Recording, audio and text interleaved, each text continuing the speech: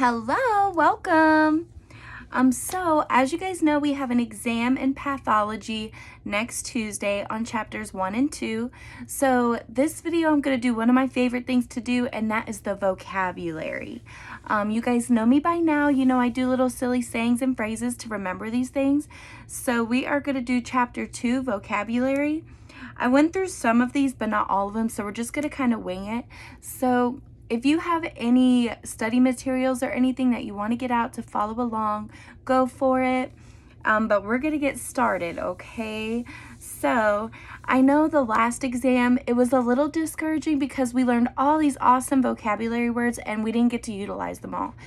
Don't get discouraged by that because there's so many of these to know, and by knowing these, it'll help you navigate through other questions on the test. So they're definitely important to know, and they may be on the board. So we'll just make up these little names and get to know them, and we'll never forget them, okay? So no matter what happens, we'll be able to use them, okay?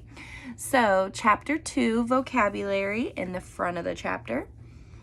All right, you ready to get started? The first term is apoptosis. apoptosis. The definition is the programmed cell death as part of an organism's growth or development. Okay, so apoptosis. The first thing I think of is pop goes the weasel, you're dead, okay? So pop goes the weasel, apoptosis, pop goes the weasel, because it's the programmed cell death as part of an organism's growth or development. What that means is when they grow to a certain point in life or they mature to a certain point, they are programmed to self-destruct and die, okay? So apoptosis, pop goes the weasel, you're dead, okay? The programmed cell death, okay, as part of an organism's growth or development, okay? Not too bad, right? Pop goes the weasel, apoptosis, cell programmed death, okay? Atrophy, we know this one. Atrophy, if you saw my first vocab video, we remembered it this way, okay? So atrophy is an abnormal decrease in the number of cells in an organ or tissue. So atrophy.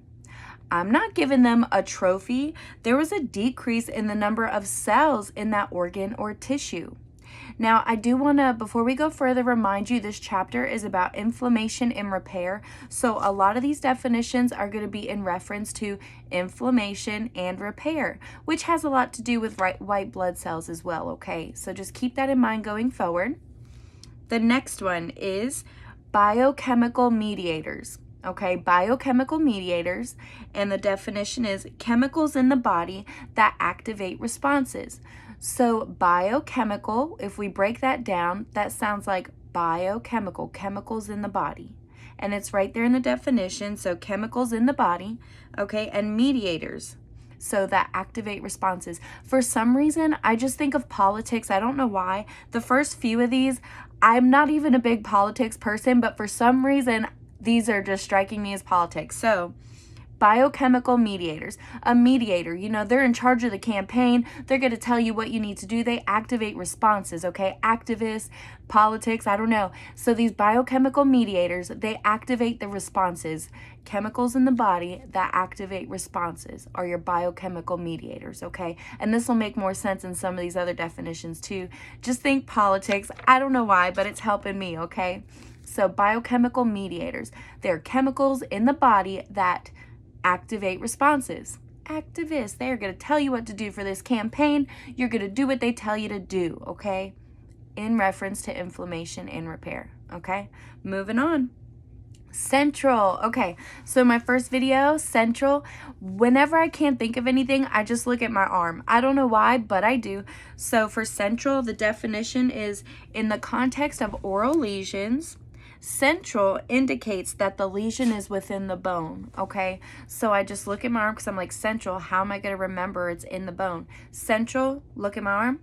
What's in the center of my arm? Bone. So central, center of my arm, bone. There's a little red dot there. That's okay. But yes, so what is central? A lesion within the bone. Okay, that's pretty easy. Central, bone, okay? Chemotaxis. So this one Okay, so taxes, I think politics again. I'm like, taxes, they want to tax us, okay? So, anyways, chemotaxis, chemo. Okay, let me read you the definition before I break this down. So, chemotaxis, the movement of white blood cells as directed by biochemical mediators to an area of injury. Let me read that again. Chemotaxis, the movement of white blood cells as directed by biochemical mediators to an area of injury. Okay, so chemo. So we know we're dealing with white blood cells. If you have leukemia, right? So white blood cells, leukemia, you're going to go under chemotherapy, right? So chemotaxis. So white blood cells, taxes, government, politics. So it must have to do with the biochemical mediators, right? Chemotaxis is the movement of the white blood cells directed by the biochemical mediators. So they are in charge of this campaign. In order to win, they're telling these white blood cells what to do. I need you guys to go to that area of injury, please and thank you, because we're going to win this campaign and this is what needs to happen, okay? They are in charge of this campaign, them biochemical mediators. So chemotaxis, chemotherapy, we know it's white blood cells. So the movement of white blood cells as directed by the campaign managers, by the biochemical mediators, okay, to an area of injury. That's not so bad, right? Chemotaxis. I also think taxes is a core word for like movement by chemicals, but that's anatomy. We're just going to go with our silly little sayings, okay? So chemotaxis, the movement of white blood cells as directed by the biochemical mediators to an area of injury. Now, the biochemical mediators, say that out loud about like 3, 4, or 5 times so that way you get used to talking about it, because once you get used to talking about it, it's like normal. Who knew it would be so normal to talk about biochemical mediators, okay? I think they may come up a lot. They may not, but they seem pretty important, okay? So, next word is chronic. We know what chronic is, okay? Chronic, an injury or course of inflammation, because what's the chapter about? So an injury or course of inflammation that is of long duration. We know if it's chronic, it's not going anywhere anytime soon.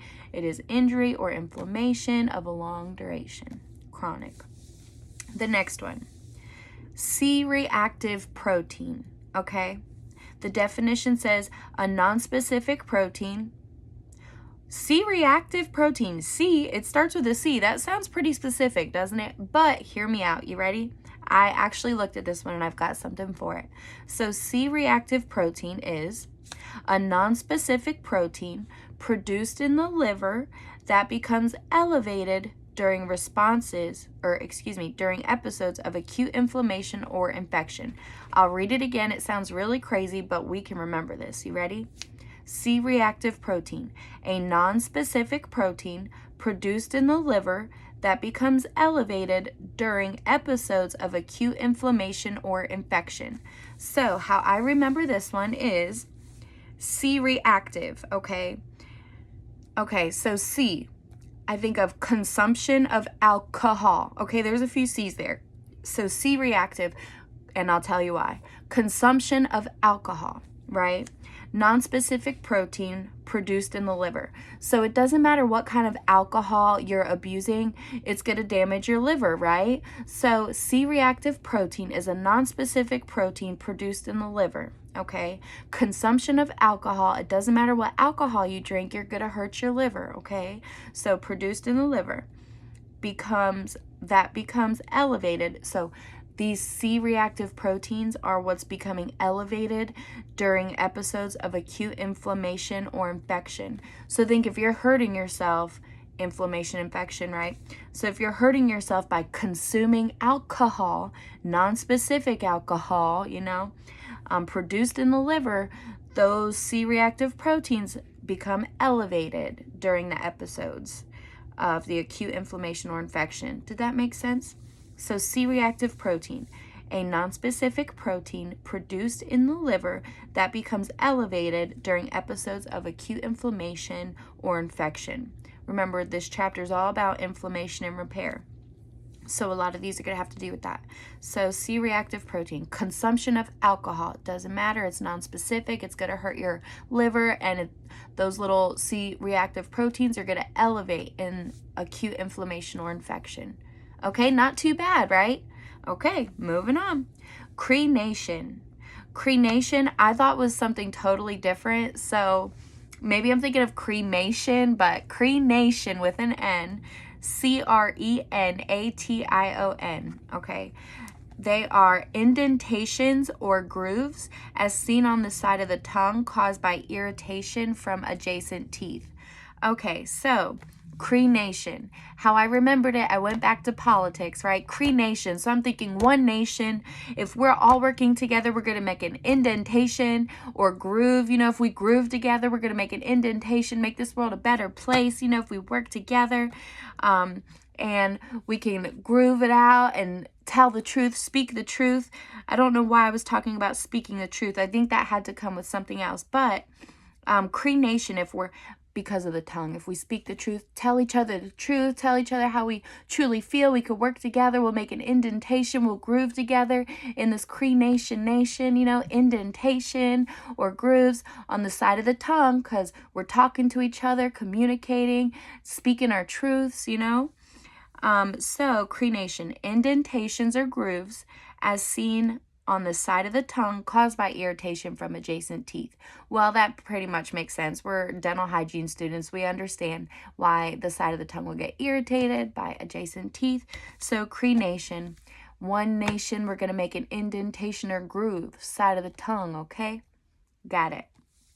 So, a cyst. We know what a cyst is. It's encapsulated, right? Without even looking at the definition, we know a cyst is fully enclosed, fully encapsulated, fibrous connective tissue. So, let's read the definition.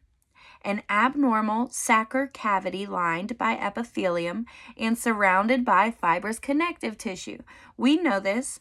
A cyst, an abnormal sac or cavity lined epithelium and surrounded by fibrous connective tissue, an abnormal sac or cavity lined by epithelium and surrounded by fibrous connective tissue.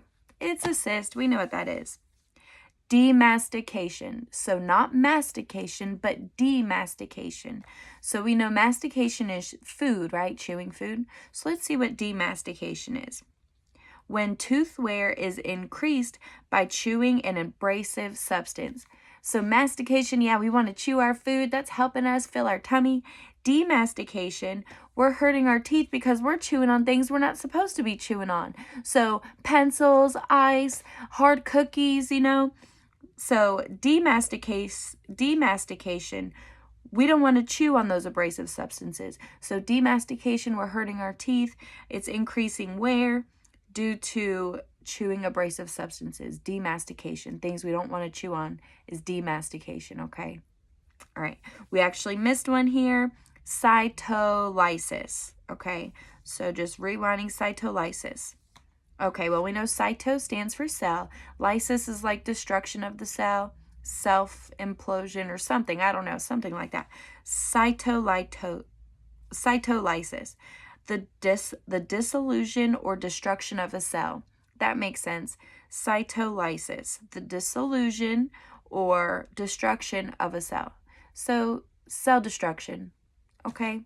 Cell destruction, cytolysis, okay? All right, so we're on edema. We know what edema is.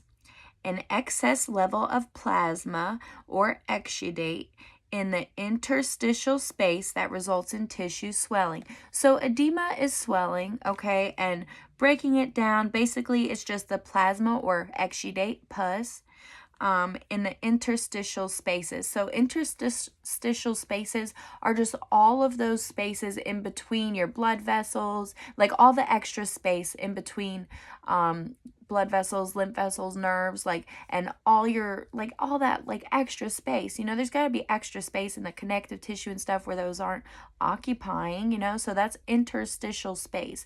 That's a lot of nutrients get absorbed that way, but that's a whole different story.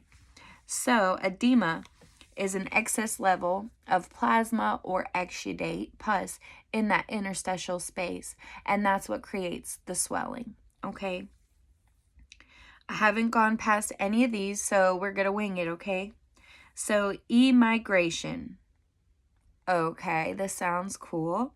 Emigration is the passage of white blood cells through the walls of small blood vessels and into injured tissue. Okay, this makes sense. So this chapter is inflammation and repair.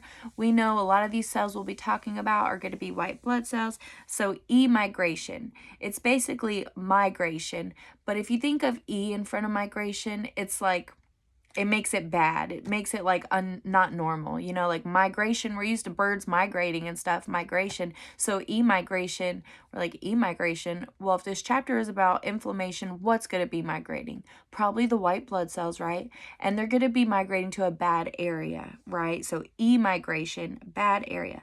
So the passage of white blood cells through the walls of small blood vessels. Okay, so they're going through the small blood vessels to get to injured tissue. Okay, so emigration. We know the white blood cells are going to be moving to a bad area, so injured tissue through those small blood vessels. Okay. Epithelialization. Okay, let's try that again. Epithelialization. Okay, the process of renewal of a new surface layer of the epithelium. That makes sense. Epithelial, we know, is our cells, our skin tissues, those epithelial layers and stuff. So epithelialization is the process of renewal of that new surface of the surface layer of epithelium. So if you burn yourself and that layer gets taken off, you're going to have epithelialization because it's going to grow back and make a new skin layer. Does that make sense? Epithelialization, the process of renewal of a new surface layer of epithelium. We got it. Epitheliation. Oh, God, no. Oh, God. Epithelialization. Okay. Epithelialization. Okay.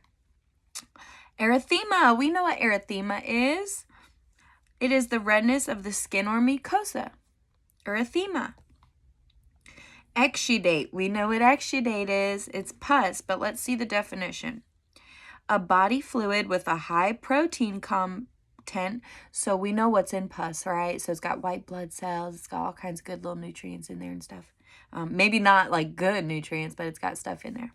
So a fluid with a high protein content that leaves the microcirculation during an inflammatory response that consists of serum that contains white blood cells, fibrin, and other protein molecules. Okay, so that's what pus this is just pus. So basically, exudate, fancy word for pus. It's a high protein content, okay? And it leaves the microcirculation once there's inflammation. And it consists of serum, which contains white blood cells, fibrin, and other protein molecules. We know this, so pus is just telling you the actual definition of pus, okay? High protein content, okay? Protein content. High protein content is in pus. Pus, protein content, high, okay?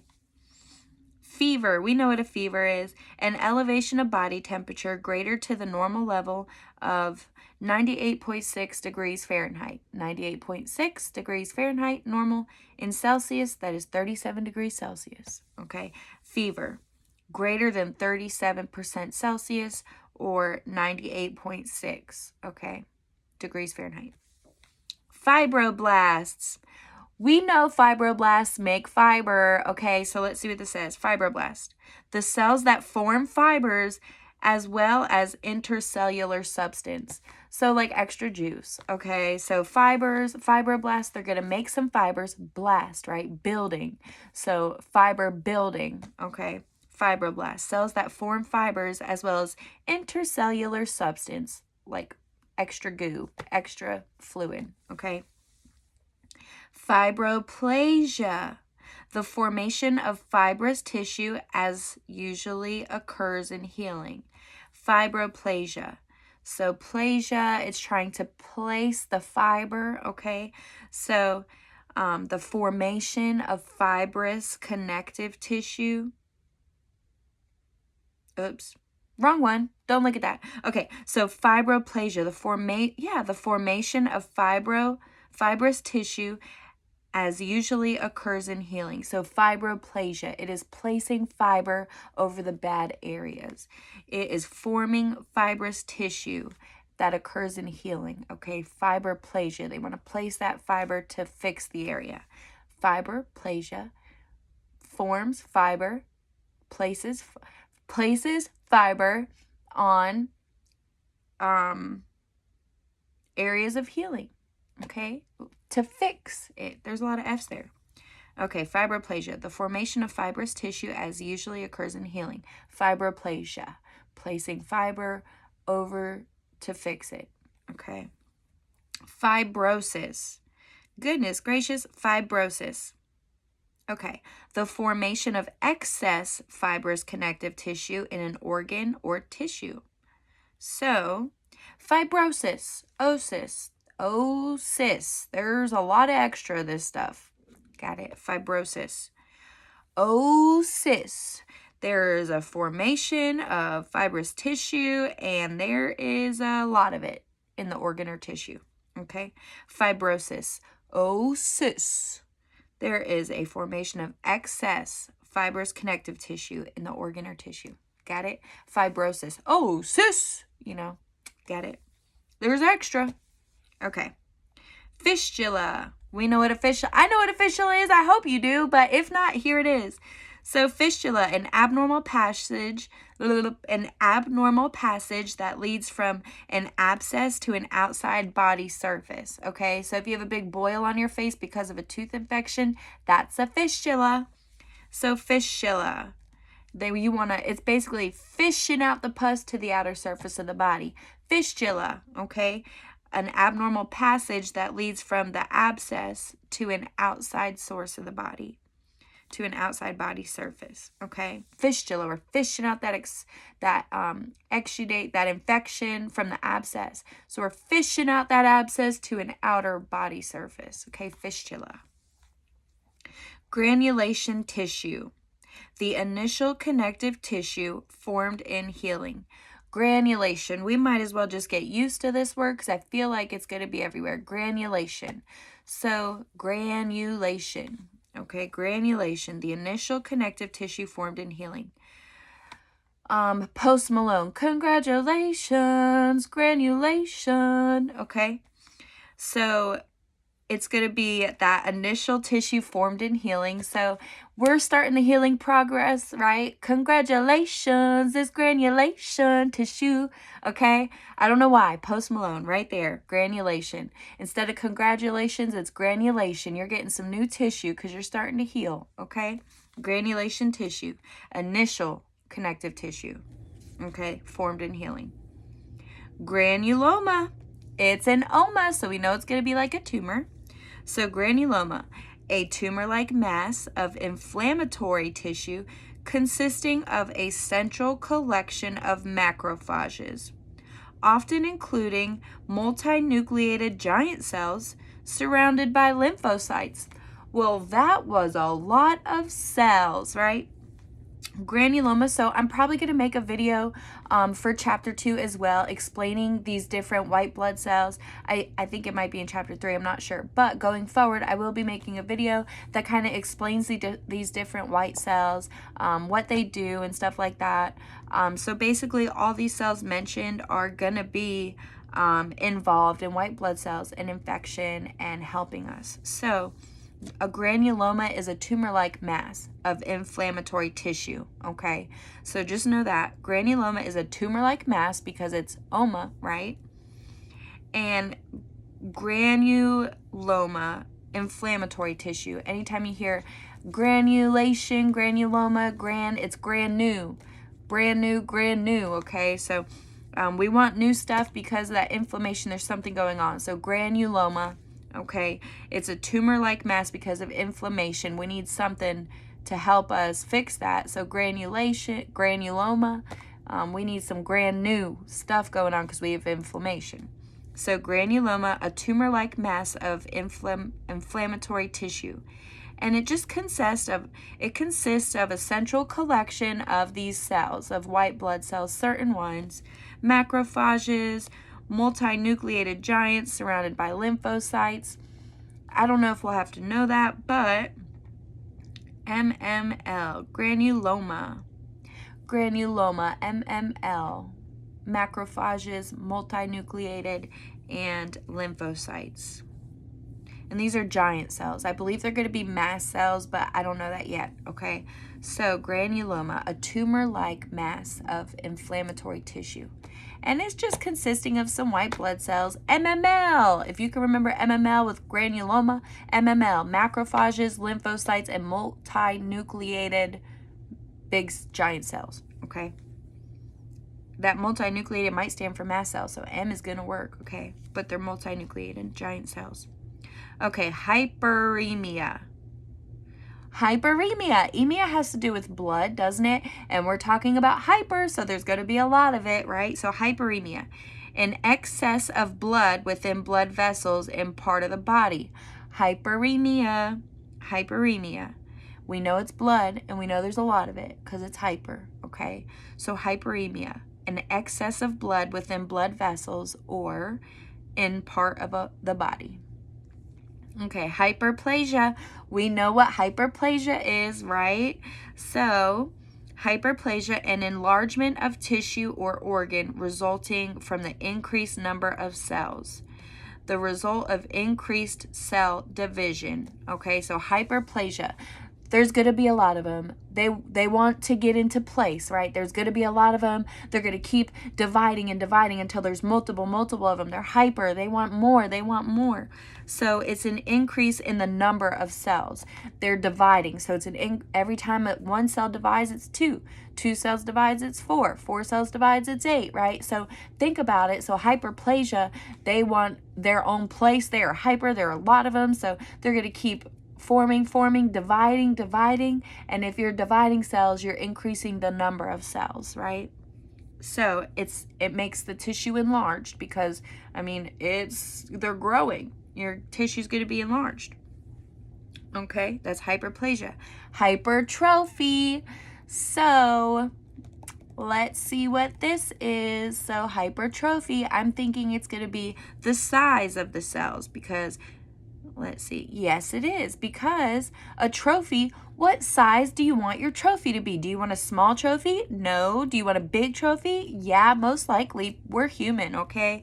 So, hypertrophy, an enlargement of tissue or organs resulting from an increase in the size of its individual cells, but not the number of cells, because we know that's hyperplasia. They're going to place themselves and divide. They want a place. They want to grow. They're going to divide so they can grow. They're going to be in the numbers.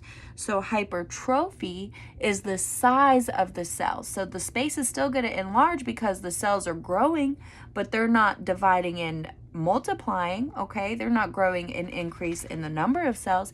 They're growing because they're expanding. They are getting bigger. It is the size of the trophy. Hypertrophy, we know it's going to be bigger because it's hyper. They're going to grow. So trophy, the size of the trophy. Hypertrophy is the size of the cell. Okay? So an enlargement because of the increase of the size of the individual cells. Got it? And atrophy too. Back to atrophy. I'm not giving them a trophy. There's been a decrease in the number of cells. Nope, scratch that. That is the number of cells. Atrophy. I'm not giving them a trophy. There's a decrease in the number of cells. Hypertrophy. Increase to the size of the trophy. We'll go back to atrophy. Okay, don't worry about that. But atrophy, an abnormal decrease in the number of cells. Hyperplasia, they want a place. They're going to divide and make more. So that's the number of cells.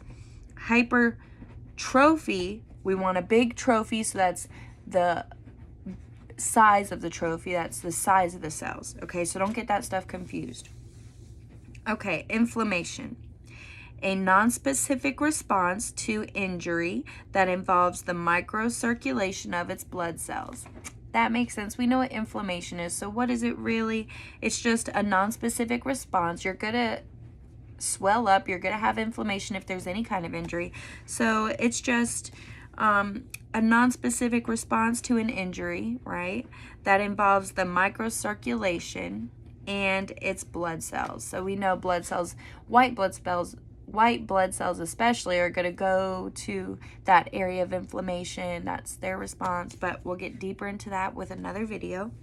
So inflammation, we know what that is, a nonspecific response to inflammation. Okay, to injury, to injury. Inflammation is injury. That involves the microcirculation in its blood cells, okay? Injury, an alteration in the environment or trauma that causes tissue damage. We know what injury is, so what is it really? It's just an alteration in the environment or trauma that causes tissue damage. We know this. It's an injury. There's obviously going to be an alteration. Boom. You hit this so hard, now there's a bruise, and they're just, my cells got squashed for a minute. That's an alteration in the environment, so that's not okay. That's an injury. Okay, and it caused tissue damage. Okay, so my poor little cells are tissues, like the epithelial, it's a tissue. Okay, it's a layer, but it's a tissue. Poor little cells. Okay, my connective tissue, if it's deep enough, my blood cell popped, or my blood vessel popped, broken blood vessel. Oh, that is definitely something. It's an alteration in the environment, damaged tissue. Okay. So keloid's fun word. Keloid, Keloid, the excessive scarring that mainly occurs in skin in some cases with healing. Okay, so the excessive scarring that mainly occurs in skin in some cases with healing. A keloid, like an asteroid, and anything oid. So asteroid is like, can you picture an asteroid? It's like a rock ball, like an asteroid. So a keloid is Keloid. Okay, so a keloid is that same little rock ball, but all it is excess scarring tissue. Okay, so you'll see like a big, massive, maybe not that big, but a big, massive like asteroid ball, a rock ball, keloid. It's excess scarring. And it usually happens in healing. Okay. Well, obviously, if you're scarring, it's because your tissue's trying to heal. So that makes sense. Leukocytosis. What is leukocytosis? We know it's got to deal with white blood cells already, right? Leuko, it's in the name. So, yep, an increase in the number of cells. Okay, so an increase in the number of white blood cells circulating in blood. So, leukocytosis. Cytosis. We know it's white blood cells. Osis. So, cis. There's an excess amount of them. Yes, it's an increase in the number of cells. So anytime you see cis, there's excess. There's an increase going on, okay? So it's either excess or an increase, okay? Cis, you know what word I'm trying not to say, right? So, leukocytosis, cis, there's an increase of those white blood cells. Leuko, white, cyto, cell, white blood cell. Cis, there's an increased number of white blood cells. Okay, circulating in blood. Okay, leukopenia. They so little penia. Okay. Leukopenia, they're little, okay? So, a decrease in the number of white blood cells circulating in blood. Leuko, we know, is white blood cells. We're dealing with inflammation and repair, so we know leuko is automatically white blood cells. Leukopenia, they little penia, okay? Circulating in the blood. So leukopenia, a decrease in the number of white blood cells circulating in the blood. Leukopenia, just a little bit, okay?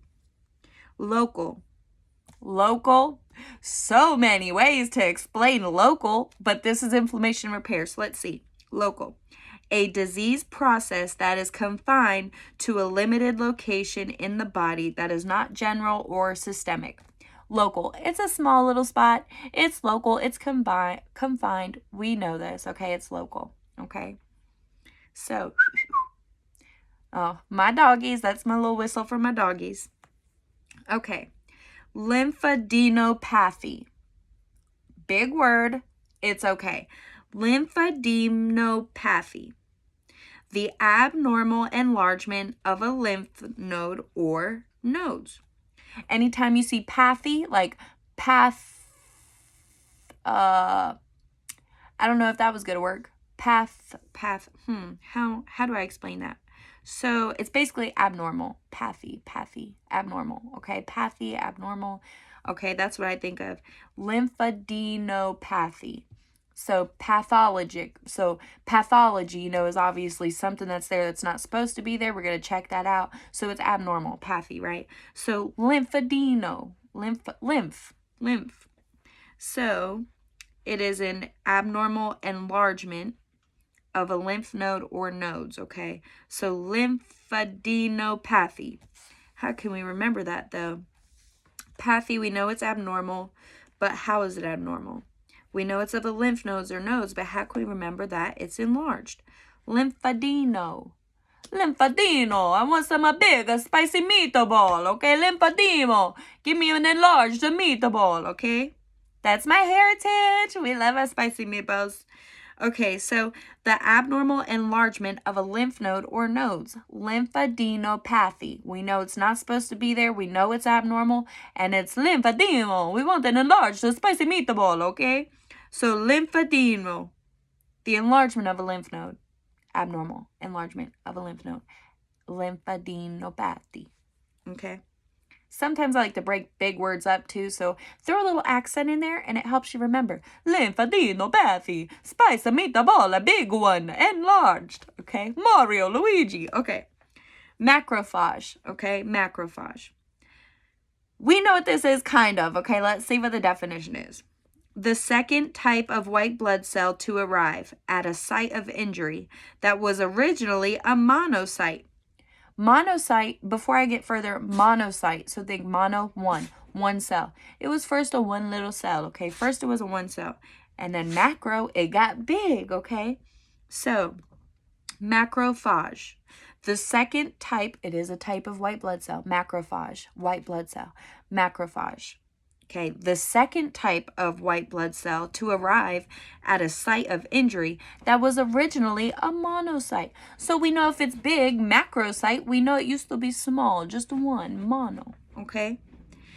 It participates in phagocytosis, so cell eating, engulfing, okay, during inflammation and continues to be active in the immune response. So it participates in phagocytosis during inflammation. So your macrophage is going to go in when you have inflammation and start engulfing things, engulfing the stuff that's not supposed to be there. It helps in breaking down those bad cells or whatever it may be that's causing the inflammation. Okay, and it continues to be active in the immune response. So when your macrophages are there, they're big timers. They're not going anywhere. They're macrophages. They're there. Once they start eating things, they're there. They are eating and they're not going anywhere. They remain active responses, okay? They're going to stick around. They are macrophages.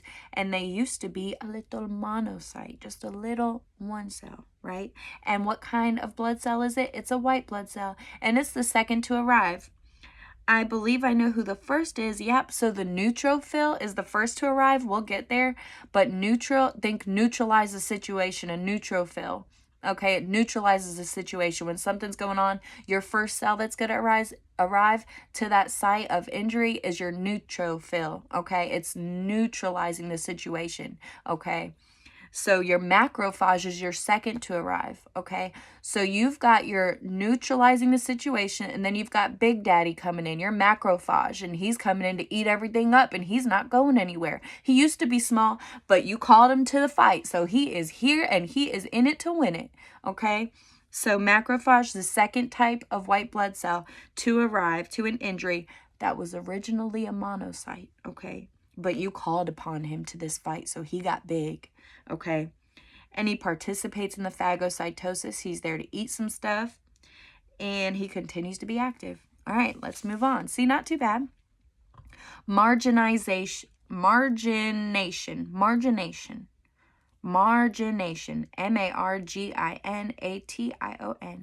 a process during inflammation in which white blood cells tend to move to the periphery of the blood vessel at the site of injury. Okay, wait, whoa. Okay, margination. Do we remember what emigration was? Emigration, what's migrating? white blood cells, and they're obviously migrating to something bad because it's e-migration. I mean, that's just off. That's not the word we use. We don't say the birds are e-migrating. No, so that's a bad word. So e-migration, the white blood cells are migrating to a spot through the small blood vessels into that injured tissue, right? So margination, it's not migration, but it's close. Margination, they're in the margins. So margins around the tooth or around the crown is the sides, right? So the margin, marginal ridges, they're on the like outer edge, right? So margination, what's going to marginize, right? The white blood cells. So it's a process during inflammation, because that's what all of these are about. A process of inflammation in which white blood cells tend to move to where? To the sides of the blood vessel at the site of injury. So margination, they're going to go to the outside margin. So a process during inflammation in which white blood cells tend to move to the periphery of the blood vessel at the site of injury. So basically all it's saying, margination, it's not e-migration, so they're not going directly through the blood vessels to get to the injured site. This is margination, so they're going on the outside margin. They're going to be on the periphery, on the outside of the blood vessels at the injured site, okay? So margination, they're going to get there, but they're going to stay right outside that blood vessel, okay? At the site of injury. Okay, microcirculation. We've heard this word a few times. So what is microcirculation? The small blood vessels, including arterioles, capillaries, and venules, so those really teeny type veins and arteries, especially by the, the heart, the lungs, that kind of stuff. So there's little teeny tiny ones, not just your arteries and veins, but it's like they're baby sisters and brothers in the same system, okay? So microcirculation, the smaller blood vessels and veins and stuff like that, okay? So microcirculation, awesome. We know circulation has to do with the blood vessels, the veins, all that, right? So this is microcirculation. This is the small circulation. So it's the small blood vessels, including arterioles, capillaries, and venules of the vascular system. Okay, cardiovascular system. Okay, don't get confused. Vascular system. Okay, so microcirculation is those little itty bitty veins, arterioles, venules, capillaries. Okay, the teeny tiny ones. Microcirculation. Okay. Myofibroblasts. Well, we know what fibroblasts are. They build fiber, right? They make fiber. So myofibroblasts are fibroblasts that have some of the characteristics of smooth muscle cells, such as the ability to contract. Cool. Myo means muscle, okay? Myo, M-Y-O, means muscle. That is a core word, good to know. Myo is muscle. So if you have myofibroblasts, we know that they're fibroblasts that have some of the characteristics as muscle cells, okay? Smooth muscle cells. Smooth muscle cells, okay? So myofibroblasts. Fibroblasts that have some of the same characteristics as muscle cells, smooth muscle cells, such as the ability to contract, okay? Because muscle cells, what do? They contract. They lift things up and put them down, okay? They contract, okay? So, awesome. Myofibroblasts. Fibroblasts that have the same characteristics as smooth muscle cells and like contracting, okay? Necrosis. We know what necrosis is. It's kind of like dead. So, necrosis, the pathologic death of one or more cells or a part of a tissue or an organ. Any of that stuff is necrotic, and it results from irreversible damage to cells. Well, that makes sense. So, necrosis, the pathological death of one or more cells or a part of a tissue or an organ that results from irreversible damage to cells. Well, yeah, if they're dead, they're not coming back, okay? They're just not. When your cell dies, I'm sorry, it's done. It's done for. You can make new cells, but you'll never get that same cell back, okay? Necrosis, it is dead. Dead tissue, dead all that. Dead, irreversible, obviously, okay? Sorry, that is a very touchy word there, but we are learning, okay? We are learning. We know what happens with death. We believe we will see them again, but for the purpose of studying, irreversible damage to cells, okay? Better place. All right, neutrophil. Neutrophil, that is the first white blood cell to arrive at a site of injury. To what? Neutralize a situation. This says the primary cell involved in acute inflammation, also called a polymorphonuclear nucleocyte, PMN. Whew, what a mouthful. Okay, neutrophil. Okay. I don't know how we could break that down, but we will do it. So neutrophil is the first white blood cell to arrive at a site of injury because why? It's going to neutralize the neutralize the situation in inflammation. What's the second cell that arrives? Big Daddy, right? Macrophage. So we have our 2 cells that arrive at an injury. That's probably going to be a question of what cells arrive at what time. So we know the first 2 already in just the vocabulary, okay? So neutrophil, the first white blood cell to arrive at a site of injury. It's the primary cell involved. It is the head honcho, okay? The primary cell involved in acute inflammation. It is also called neutrophil because it's like the primary guy. It's like got like a certain special name, like the Queen of France or the Emperor. It needs a special name, right? Because it is the head honcho. Polymorphonuclear leukocyte. Leukocyte is a white blood cell. We know a neutrophil is a white blood cell. Okay, we know it's going to be a leukocyte. Okay, boom. Polymorphonuclear. Okay, so neutrophil has none in it. Nuclear has none in it. Polymorpho, so it's many faces, like polymorphous nucleo. It's just awesome, basically, is what it is. It can do anything. It's the primary cell that's there. It is the head honcho. It's got a special name, poly, for many faces. So polymorpho, right? It's polymorpho, many faces. It can do the job of all y'all, but it's recruiting y'all in for some help, okay? He is the head honcho. He wants Big Daddy there just for support, like his bouncer, okay? So we have polymorphonuclear leukocyte, okay? Not too bad. Polymorphonuclear, neutrophil nuclear, and it's a leukocyte. It's a white blood cell. Okay, first to arrive. Nod-like receptors. Nod-like receptors. Nod-like receptors. Let's see what this is.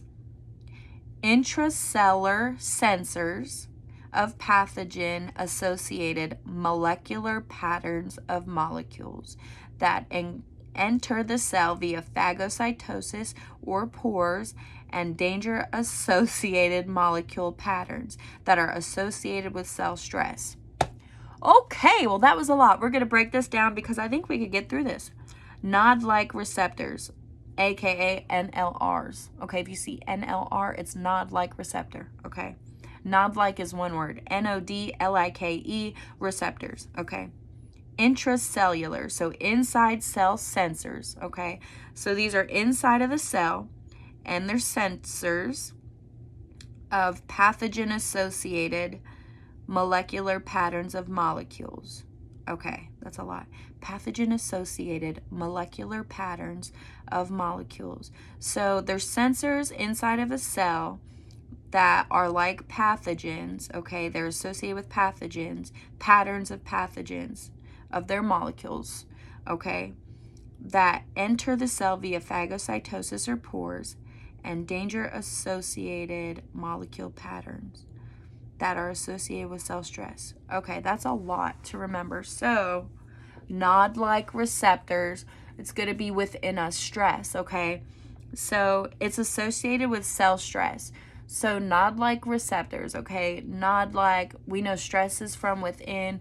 We're going to nod. We're going to say we're okay, but on the inside, we're really stressing. So nod-like receptors from within, man. We got stress going on. So we know there's going to be receptors inside of us, right? That are like pathogens and danger, okay? If you stress too much, it's really bad. So we can eat our stress away, phagocytosis, or we have pores, or you'll see I don't know, pores. We're going to pour our heart out, but not yet, because we got to nod. We got to make sure we're okay. We got to tell everyone, yep, we're good. We're stressing inside, but, you know, on the inside, I got some receptors, you know, might be danger-like or might be pathogenic-like, but we're just nodding, getting it through, okay? I'm going to eat my stress away. Okay, go over that a few times, and I hope that made sense, okay? Nod-like receptors within the cell because of cell stress, okay? They're nodding, saying it's okay. They're going to eat their stress away. That's how they get these receptors, is by phagocytosis or their pores. They gain this receptor by eating other cells, and when they eat those other cells, what are they eating? They're eating the bad cells. So whatever cells eat other cells, it's usually our white blood cells, right? So our macrophages and stuff, they engulf the other cells, and when they do that, they take on that little receptor, the nod-like receptor, that stress that was in the cell. They take that away, and it's a little piece of them that gives them the ability to have a little part of the dangerous side or the pathogenic side. Does that make sense? Kind of. So nod-like receptors, they're sensors within a cell, and they got it by being eaten, okay? Whew, nod-like receptors cause distress. We could have the danger in us. We could have the pathogen in us, but we're going to nod, say it's okay, and we're going to eat our stress away. Okay? All right. Woo, that was a lot. Opacification. Opacification. The process of becoming opaque. Opacification. The process of becoming opaque. Opacification. If you read it like that, it makes sense. But it's opacification, the process of becoming opaque, white. Opacification, opacification. Say it a few times. Opaque, opaque, opaque. Okay, opaque. Opsonization, opsonization. Opsonization, the enhancement of phagocytosis by process in which a pathogen is marked with opsins, oposins for destruction by phagocytes. Okay, whoa. Let's rewind. We don't even know what those are yet. Opsonins. Okay, so I guess we'll learn about opsonins because we don't know what they are yet. I don't know what they are yet. So opsonization, okay, is when the enhancement of phagocytosis. Okay, so opsonization.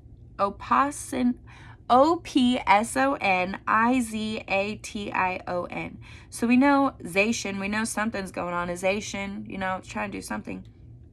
So something is being enhanced, zation. So what's being enhanced is phagocytosis, so engulfing cells. So whatever this word is, it's going to help them do their job by eating the cells, okay? So the enhancement of phagocytosis by a process in which a pathogen is marked with a opsonin for destruction by phagocytes.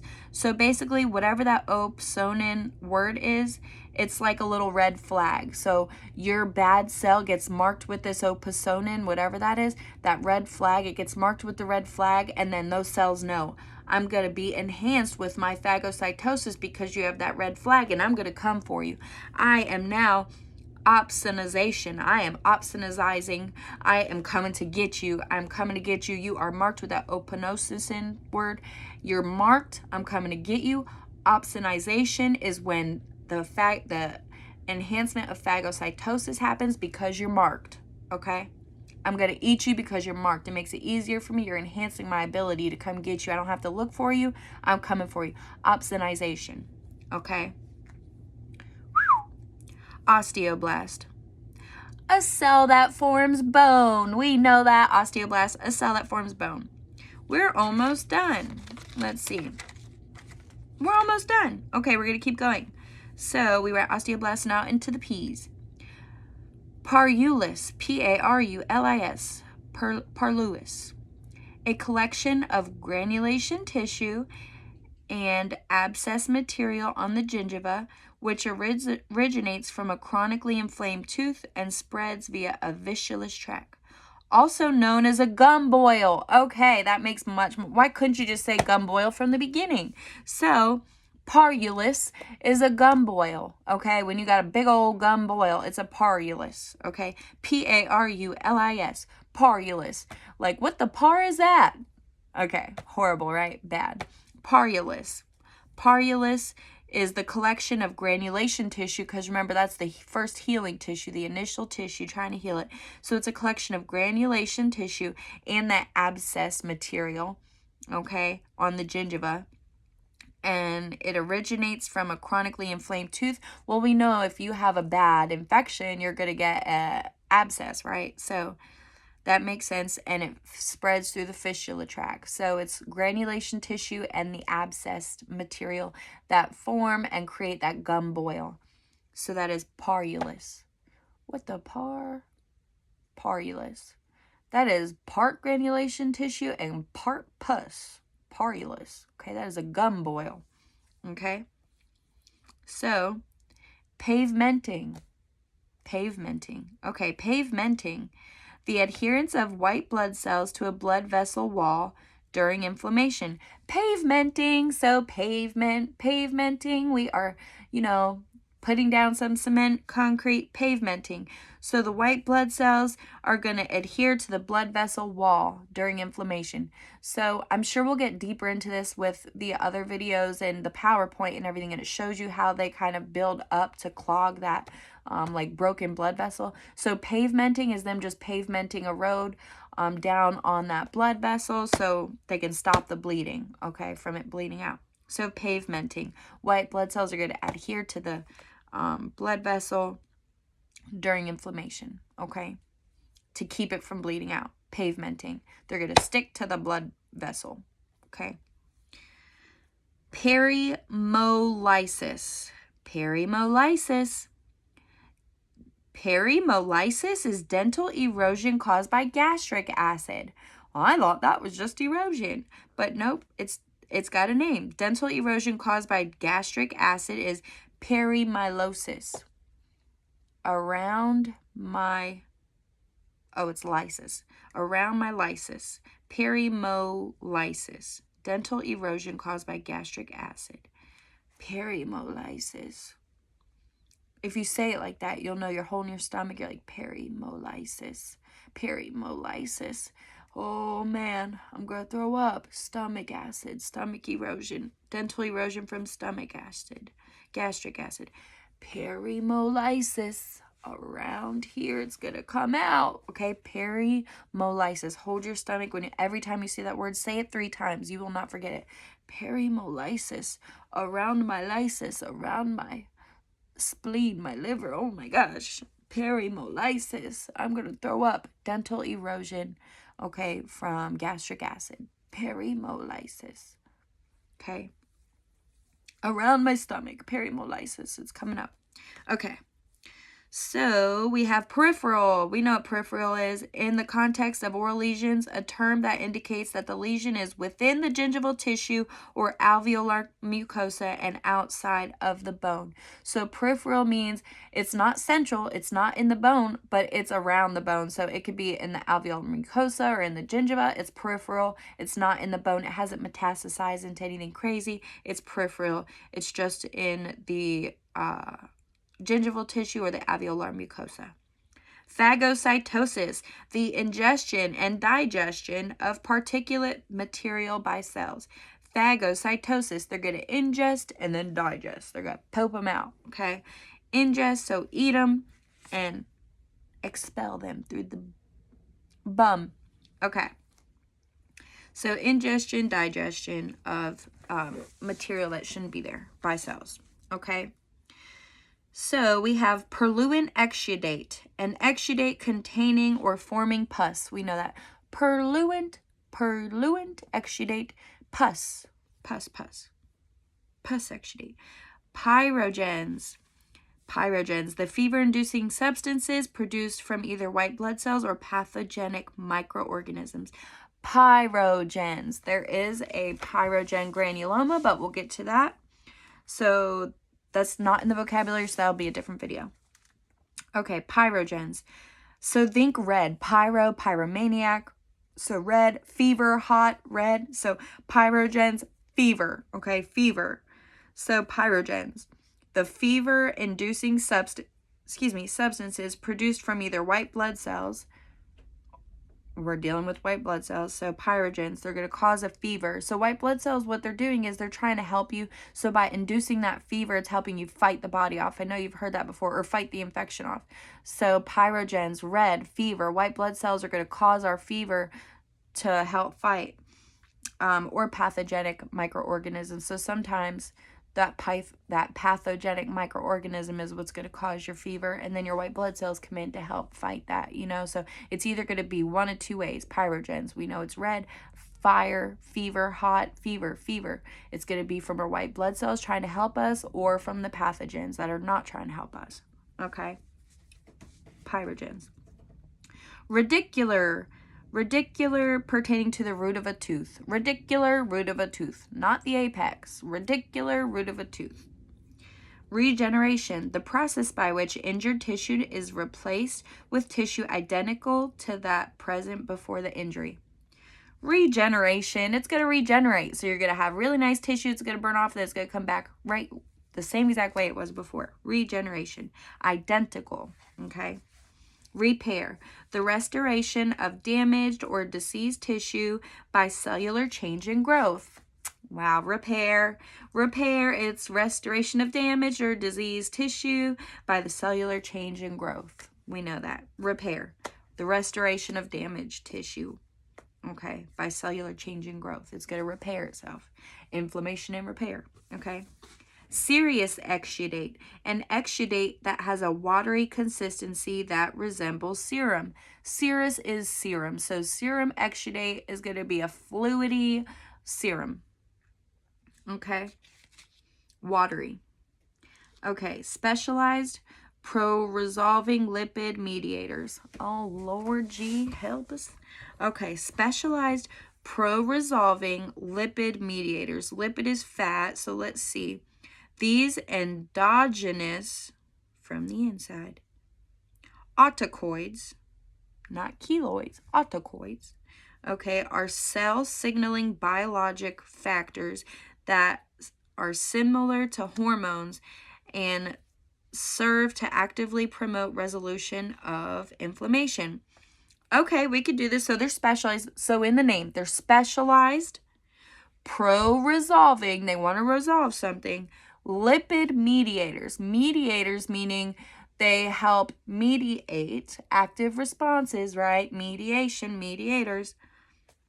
So in the name alone, it's abbreviated SPMs. But in the name, if you see the name, specialized pro-resolving lipid mediators. Okay, so what they're doing is they're endogenous autocoids. Okay, big words, don't worry about that. They're autocoids. They're little oids. They're little rocks inside of us, okay? Little rocks inside of us that are cell signaling biologic factors. So they're like hormones. So these specialized pro-resolving lipid mediators, they're like hormones, and they serve to actively promote resolution of inflammation. So specialized pro-resolving lipid mediators, they're going to promote resolution of inflammation similar to hormones because they're specialized and they have those little cell signaling biological factors. That's a lot. But if you read the name, specialized pro-resolving lipid mediators, that means they want to activate a response and resolve the inflammation, right? They're specialized. That's what they want to do. It's in the name. And they have cell signals similar to hormones, okay?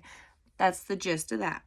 We're moving on. Systemic, pertaining to or affecting the body as a whole, as well as a disease process pertaining to or affecting the body as a whole. Systemic, the whole thing, the whole system, okay?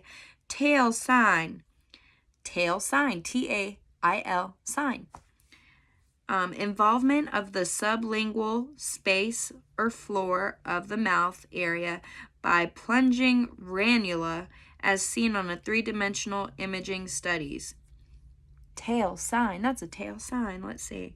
Involving the sublingual space of the floor of the mouth area by a plunging ranula, as seen on a three-dimensional imaging studies. I don't know what a plunging ranula is, so a plunging ranula, I have no idea. But we know tail sign, so tail, tongue-tied, tail, bottom of the floor of the mouth, right? So let's think tail sign, bottom of the floor of the mouth. We're going to plunge to our death. We're going to plunge down. So plunging ranula. I don't really know what that is, so I wish I could make it better for you. But involvement of the sublingual space or floor of the mouth. Tail sign. That's a tail sign. Tongue-tied. Tail sign. Okay? And it's under there. By a plunging ranula. I don't know what that is. Three-dimensional imaging studies. I'm not sure. We're going to have to go over that, and I'm going to have to find out what a plunging ranula is, okay? So that one is not the greatest, but just remember, tail sign, tongue-tied, it's down there. Plunging something, right? Plunging to it something, ranula. Okay? Toll-like receptors. T-O-L-L. Like receptors, toll-like receptors.